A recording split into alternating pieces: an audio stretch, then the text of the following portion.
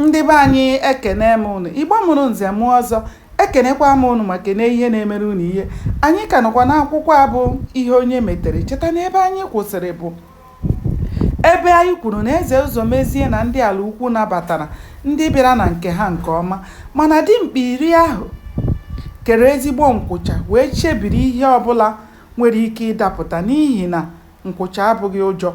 Na-etufughị oge, Udenkwọ si ebe ọ nọ bilie kelee mmadụ niile nọ ebe ahụ were si Eze Ụzọmezie, agwa anyị na gị gburu ọdịmkpirisi ole. Ọ bụ ọha hụrụ ka Nze Ihe Egbu zitere anyị ka anyị bịa kpọta. Biko nna anyị ukwu, naanị ihe ọma unu ga-emere anyị bụ ịkpọpụta ya kpọnye anyị. Unu nwekwara ike gwa anyị ebe ọ nọ ka anyị gaa kpọrọ ya. Ọ bụrụkwanụ na ọ nọghịzi ndụ, unu eme ka anyị mata ka anyị were mara nke anyị na-eso. Biko ụmụnne m, amara otu a ga-esi kpọọ okwu aha si kpọọ ka anyị lawa, n'ihi na ndị be anyị nọ n'ụlọ na-eche anyị ka anyị kpọrọ ọha hụrụ lọta. Ụmụnka, ekele m unu. Okwu a Udenkwọ kwuru wutere nwoke ọbụla bụ onye ala ukwu n'ebe ahụ, n'ihi na ọha hụrụ ha na-ekwu okwu maka ya abụrụla onye nwụrụ anwụ kemgbe. Mana otu anya adịla, a ga-eleliri ya ele.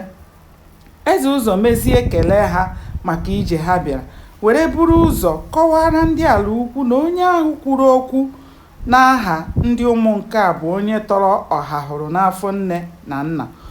Ọtụtụ n'ime ụmụ nwoke ndị ala ukwu mara ọsụ ozugbo eze ha kọwachara Udenkwọ iji wee gosipụta obi ebere ha nwere banyere ọnwụ ọha hụrụ. Eze Ụzọmezie sịrị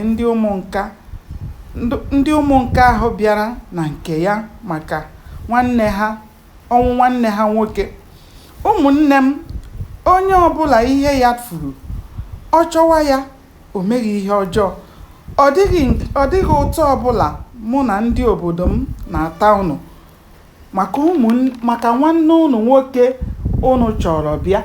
Ma ọ bụrụ onye nke anyị ga-achọ ya. O nweghị mmadụ Chukwu kere eke ọ ga-atọ ụtọ ma ọ hụkata onye nke ya ọ kwụsị ịhụ ya. Ihe mere ugbu a bụ na anyị niile n'ebe a adịghịzi onye bụ nwata. Gbanịa na-esonyere m ka anyị chọpụta kene ihe mere n'ime akwụkwọ a bụ ihe onye metere. Aka m bụkwa nwanne ụnụ nwaanyị Oriakụ Uju Anyanwụ. Ndewo, ka o mesịa.